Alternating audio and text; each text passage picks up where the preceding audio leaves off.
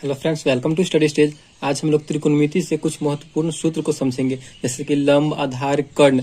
इन सब को लेकर के क्वेश्चन में यानी बोर्ड एग्जाम में क्वेश्चंस पूछे जाते हैं और सूत्र भी पूछे जाते हैं। तो बहुत ही सिंपल सा इसका एक स्टेप है, उस स्टेप को बस आपको समझना है और फिगर को समझना है। अगर आप फिगर समझ गए तो आपको त्रिकोणमिति के जितने भी सूत्र होते हैं उससे आपको प्रॉब्लम नहीं होगी। तो चलिए सबसे पहले हम एक राइट एंगल ट्रायंगल ले लेते हैं, यानी समकोण त्रिभुज ले लेते हैं और उससे समझते हैं। तो एक समकोण त्रिभुज सबसे पहले हम बना लेते हैं, राइट एंगल ट्रायंगल।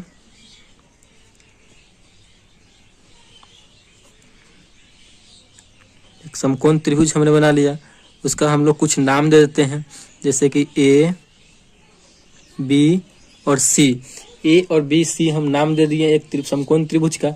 इसमें अगर हम यहाँ पे, तो ये क्या हो गया, ये 90 डिग्री हो गया। समकोण त्रिभुज हमेशा 90 डिग्री का होता है, ये भी आपको ध्यान रखना है। तो ये इसका 90 डिग्री हो गया। अगर हम थीटा यहाँ से मानते हैं, अगर हम थीटा यहाँ से लेते हैं, इस कोण से लेते हैं, थीटा अगर हम इस कोण से लेते हैं, ये हमारा थीटा हो गया।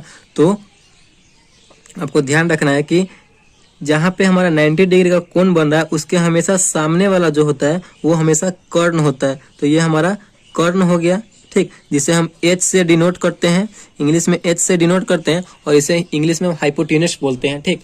ये हमारा कर्ण हो गया। और थीटा जैसे हमारा ये हो गया, तो थीटा के सामने वाला हमेशा लंब होता है, ये ध्यान रखना है। तो इसके सामने वाला ये हो गया, तो ये हमारा क्या हो जाएगा, लंब हो जाएगा। और एक बच गया, वो हमारा आधार, तो ये हमारा आधार हो जाएगा, ठीक। आधार को हम बी से सूचित करते हैं, स्मॉल बी, और यहाँ पे लंब है, इसे पी से सूचित करते हैं, यानी परपेंडिकुलर, और आधार यानी बेस बी। ये आपको हमेशा ध्यान रखना। बहुत ही आसान से हमने आपको फिगर को बता दिया है। अगर थीटा हमने यहाँ पे लिया है, तो अगर एक और फिगर ले लेते हैं, अगर थीटा हम यहाँ पे लेते हैं तो हमारा लंब और आधार चेंज हो जाएगा, ठीक। चलिए एक और हम बना लेते हैं समकोण त्रिभुज। ये हमारा समकोण त्रिभुज है,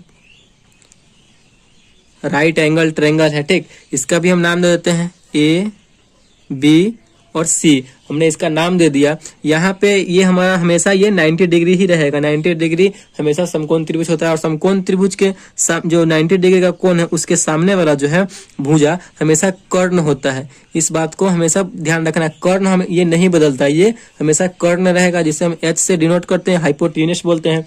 अगर हम थीटा यहाँ पे लिए थे तो इसके सामने वाला लंब था। अगर हम थीटा यहाँ पे लेते हैं, ये हमारा थीटा हो गया। थीटा जैसे ये वाला यहाँ पे थीटा लेंगे, तो इसके सामने वाला तो ये आ रहा है, तो इसके सामने वाला हमेशा लंब हो जाएगा, ठीक।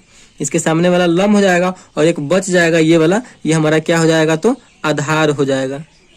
आधार यानी बी हो जाएगा और ये लंब यानी पी हो जाएगा, परपेंडिकुलर। इस फिगर जो है बहुत ही आसान तरीका से हमने आप लोगों को फिगर को समझा दिया है। आई होप आपको ये फिगर बहुत ही अच्छे से समझ में आ गया होगा। थीटा अगर ये वाला होगा तो इसके थीटा के सामने वाला हमेशा लंब हो जाएगा और ये आधार हो जाएगा। और कर्ण तो हमेशा ही यही रहेगा, जहाँ पे 90 डिग्री के सामने वाला हमेशा कर्ण होता है। थीटा अगर ये रहे तो थीटा के सामने वाला लंब और 90 डिग्री जो कोण बन रहा है जहाँ पे, उसके सामने वाला कर्ण, और ये बच जाता है जो आधार हो जाता है। बस ये ध्यान में रखना है। तो लंब, कर्ण, आधार, यही इसका रूल है, यही चलते रहता है। तो चलिए साइन थीटा इक्वल टू क्या होता है लंब, आधार, कर्ण में, उसको हम लोग एक बार देख लेते हैं। तो साइन थीटा इक्वल टू होता है लंब बटे कर्ण, ठीक।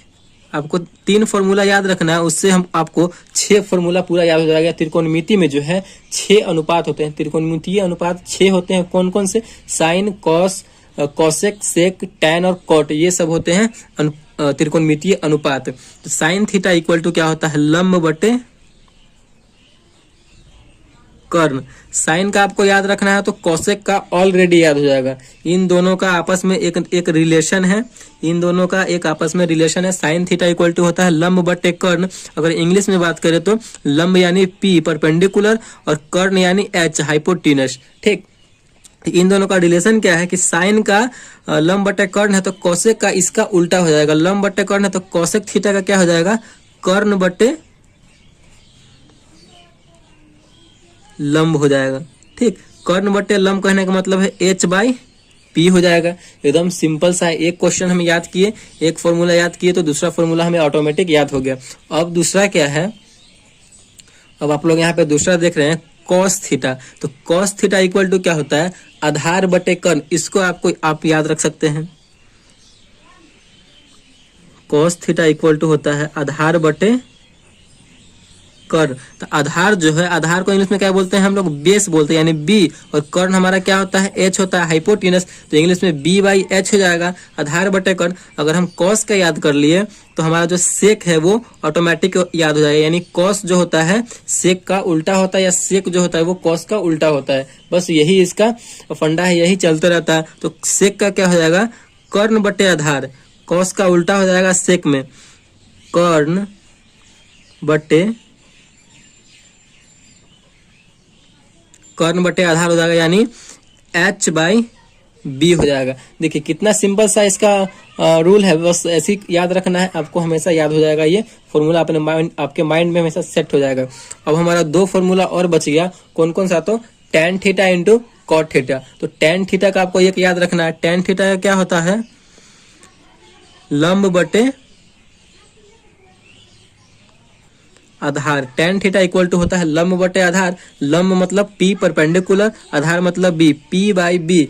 tan का जब हमें याद हो गया तो यही इसका उल्टा हो जाता है, tan का उल्टा कॉट और कॉट का उल्टा tan। तो tan है लंब बटे आधार, तो कॉट क्या हो जाएगा, आधार बटे लंब हो जाएगा,